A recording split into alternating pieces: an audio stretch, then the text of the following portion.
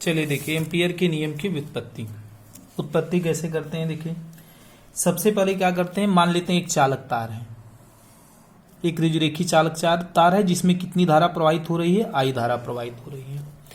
एक रिजरेखी चालक तार है जिसमें आई धारा प्रवाहित हो रही है। तो सबसे पहले क्या करते हैं, इस आई के चारों तरफ हम एक बंद वक्र की परिकल्पना करेंगे, क्योंकि बंद वक्र के अंदर इस रैखिक समाकलन होता है, बी का रैखिक समाकलन नहीं होता है। समाकलन बी डॉट डी एल बराबर म्यू नॉट इंटू आई, म्यू नॉट इंटू आई।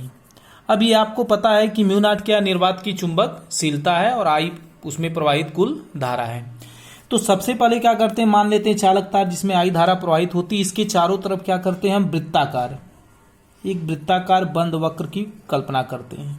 ठीक, जो वृत्ताकार बंद वक्र की परिकल्पना करते हैं, ये जो बंद वक्र है या वृत्त है वह इस चालक तार के लंबवत है, और जो चालक तार है वह वृत्त के केंद्र से जाती है।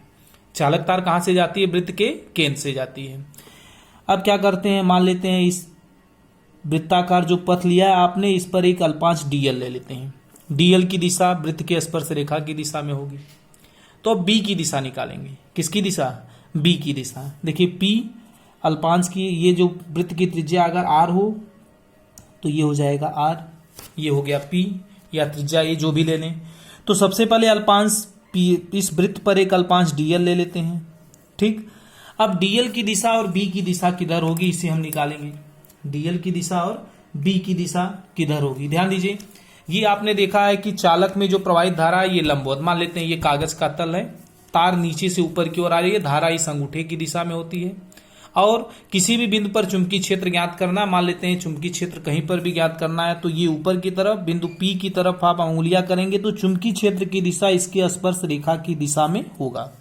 मतलब ये बी की दिशा है, जो बी की दिशा है वही डीएल की दिशा है, जो बी की दिशा है वही किसके की दिशा है, डीएल की दिशा है। तो सबसे पहले मान लेते हैं एक चालक तार जिसमें आई धारा प्रवाहित हो रही है, इसके चारों तरफ एक बंद वृत्ताकार पथ की हम परिकल्पना करते हैं जिसकी त्रिज्या आर है।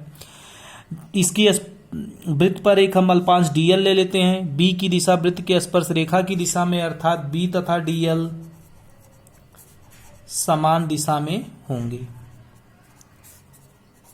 एक ही दिशा में होंगे। तो अब सबसे पहले आप मान निकालेंगे समाकलन बी डॉट डीएल। समाकलन बी डॉट डीएल बंद वक्र के अंदर इस बी डॉट डीएल का मतलब होता है बी डीएल कास थीटा, एक ही दिशा में है तो थीटा बराबर क्या होगा, 0 रख दीजिए। समाकलन बी डीएल कास 0, कास 0 का मान 1, तो ये हो जाएगा समाकलन बी डीएल। बी को हम बाहर कर देंगे, समाकलन डीएल। समाकलन डीएल, डीएल का मतलब अल्पांश की लंबाई, समाकलन डीएल मतलब इस पूरे वृत्त की लंबाई, क्योंकि अल्पांश इसी वृत्त के अंदर से है। मतलब बी गुणे समाकलन डीएल का मतलब वृत्त की परिधि या वृत्त की पूरी लंबाई। वृत्त की परिधि होती कितनी है, 2 पाई आर। मतलब आपको मिल गया समाकलन बी डॉट डीएल बराबर 2 pi are into B, 2 pi are into B. ये हो गया समीकरण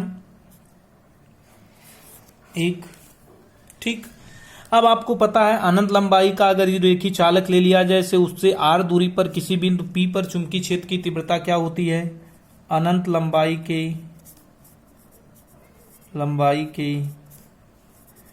चालक तार के कारण पी पर चुंबकीय क्षेत्र, चालक तार के कारण पी पर चुंबकीय क्षेत्र। अब चालक तार के कारण पी पर चुंबकीय क्षेत्र, या पी कहाँ है, इस चालक तार से आर दूरी पर है, तो उस पर चुंबकीय क्षेत्र बी बराबर होता है पिछले mu naught upon 2 pi I अपान ए दूरी पर था, यहाँ आर दूरी पर है। रख दीजिए समीकरण 1 से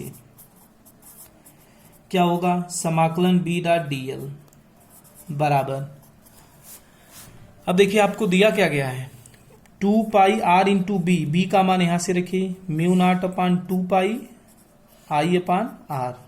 देखिए 2 पाई से 2 पाई कट गया, आर से आर कट गया, ये हो गया समाकलन बी डॉट डीएल बराबर म्यू नॉट इंटू आई।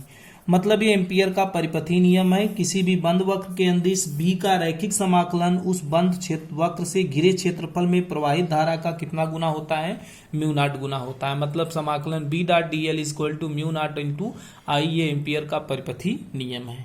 चलिए अब अगला देखते हैं इसका अनुप्रयोग।